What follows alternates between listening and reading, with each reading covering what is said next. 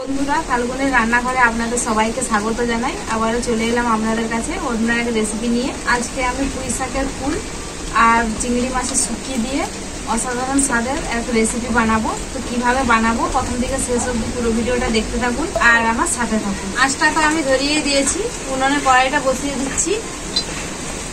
শুটকিগুলো কিন্তু আমি গরম জলে ভিজিয়ে রেখেছিলাম, দিয়ে জল পাল্টিয়ে পাল্টিয়ে পরিষ্কার করে ধুয়ে নিয়েছি। আপনারাও এভাবেই ধুবেন। কড়াইতে দিয়ে দেবো সরষের তেল। প্রথমে আমি শুটকিগুলোই ভেজে নেব।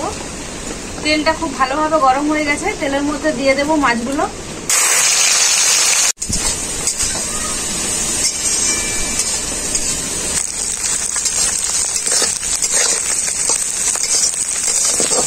মাছটাকে আমি খুব ভালো করে ভেজে নিয়েছি, এখন তুলে নেব।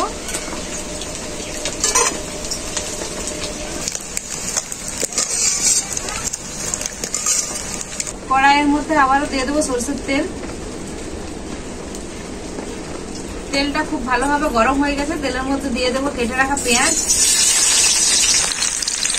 এরপর দিয়ে দেবো কালো জিরে।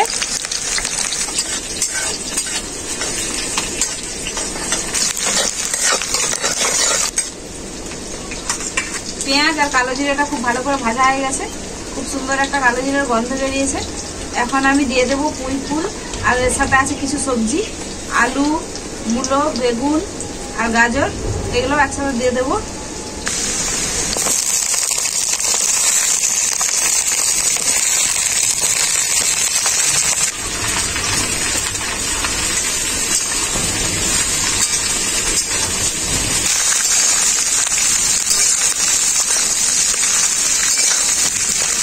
এরপর আমি এর মধ্যে লবণ দিয়ে দেবো। সবজিটাকে আমি হালকা করে ভেজে নেব। সবজিটা আমার খুব ভালো করে ভাজা হয়ে গেছে। এখন আমি এর মধ্যে মশলা দিয়ে দেব।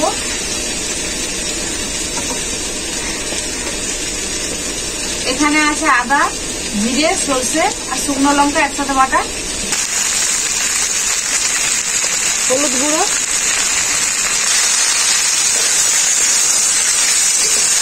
মশলার সাথে সবজিটাকে আমি খুব ভালো করে কষিয়ে নেব।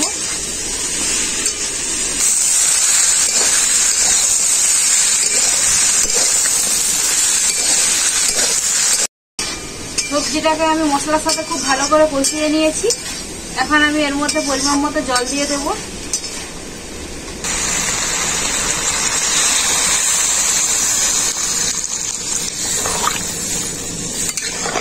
এরপর আমি ঢাকা দিয়ে সবজিটাকে খুব ভালো করে সেদ্ধ করে নেব। কিছুক্ষণের মতো হয়ে গেছে, ঢাকাটা খুলে দেখে নেব।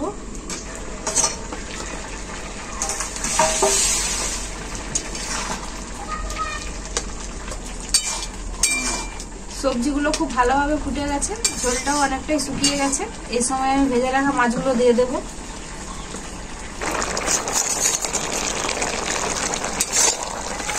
মাছটা দেওয়ার পর ঝোলটাকে খুব ভালোভাবে ফুটিয়ে নেব। এই রেসিপিটা শুকনো শুকনোই হবে, চচ্চড়ি, আর ঝোল রাখবো না।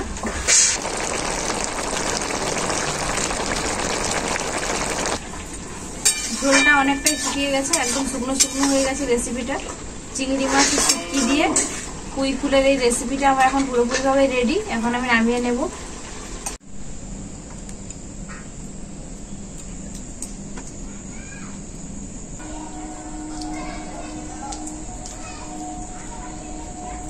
পুঁই শাকের ফুল আর শুটকি মাছের এই রেসিপি খেতে দারুণই হয়েছে। আপনারা যখন বানিয়ে খাবেন আপনারাও বুঝতে পারবেন, আলাদা করে বলার কিছুই নেই। গরম গরম ভাতের সঙ্গেও খেতে পারেন বা রুটির সঙ্গেও খেতে পারেন।